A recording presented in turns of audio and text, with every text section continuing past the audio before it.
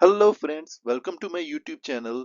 Today we are going to learn German plurals in a very simple and structured way. Today's topic is German plurals, patterns, rules and dictionary hacks. By the end of this lesson you will understand how to predict plural forms in German instead of memorizing everything blindly. You might be wondering, why are German plurals so difficult?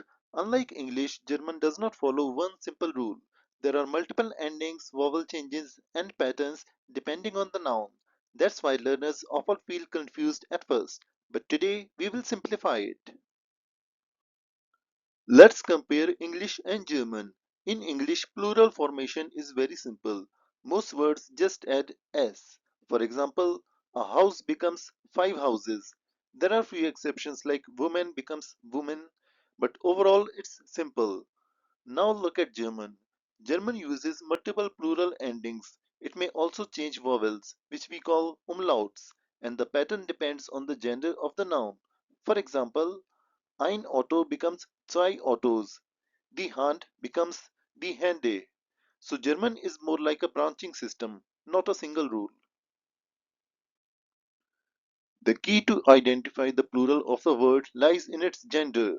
Once you know the gender of the word, it becomes easier to find out its plural form. For a recap, in German every noun has a gender. There are three genders: masculine, feminine, and neuter.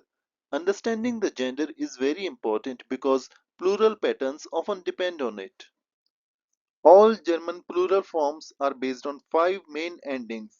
Think of these as the master keys to understanding plurals. Also, there is something called the umlaut. Sometimes the plural only uses an umlaut. Sometimes it uses an ending and sometimes it uses both. In a few cases, there is no ending at all. When you look up a word in a German dictionary, it gives you important clues. For example, Beruf. This tells you the root word Beruf, gender masculine, the genitive ending, and the plural ending. So, dictionaries are extremely helpful for learning plurals. Let's understand common plural symbols. E means add E. Example, Beruf becomes the Berufe. Sometimes only an umlaut is added. For example, Vater becomes the Vater. N or En means add N or En. Example, Reise becomes Reisen. Sometimes both umlaut and E are added. For example, Hand becomes die Hände. For masculine nouns, the most common pattern is adding E. Examples: their Beruf becomes die Berufe, their Film becomes die Filme, their Tisch becomes die Tische. Important rule: the plural article is always the, no matter the original gender. In many masculine nouns, we add both an umlaut and E. This happens when the vowel is A, O or U. For example, der Ball becomes the Bälle, der Zug becomes the Züge. If a noun already ends in R, L or En, we usually don't add anything. For example, der Kuchen becomes the Kuchen, der Apfel becomes the Äpfel.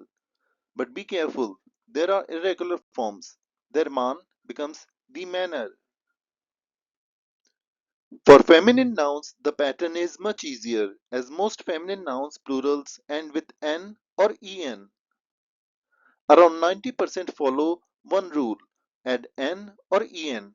Examples: die Frau becomes die Frauen, die Tasse becomes die Tassen, die Zeitung becomes die Zeitungen, die Sprache becomes die Sprachen. There are some exceptions. Some nouns take umlaut plus E. Die Hand becomes die Hände. Die Stadt becomes die Städte. Family words often only take umlaut. Die Mutter becomes die Mutter. Die Tochter becomes die Tochter. Neuter nouns have two main patterns. Pattern 1. Add E without umlaut. Thus Bein becomes the Beine. Thus Yar becomes the Yare. Thus Har becomes the Hare. Pattern 2. Add ER and often an umlaut. Thus Kind becomes the Kinder. Thus Buch becomes the Buscher. Nouns ending in "schen" or "line", which are also known as diminutives, do not change at all. For example, das Mädchen stays die Mädchen. So singular and plural are the same. Foreign words usually follow a simple rule. They just add s. For example, their chef becomes the chefs. The party becomes the parties. Thus team becomes the teams. Here is a simple strategy to find plurals. Step 1. Identify the gender. Step 2. Apply the common pattern. Step 3. Check if an umlaut is needed. Step 4. Remember exceptions. If you follow these steps, plurals become much easier.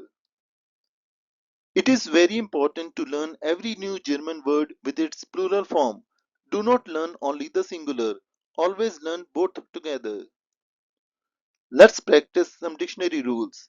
For example, Messer becomes die Messer, Blumentopf becomes die Blumentopfe, Mutter becomes die Mutter, Zimmer becomes die Zimmer. Now let's apply the rules.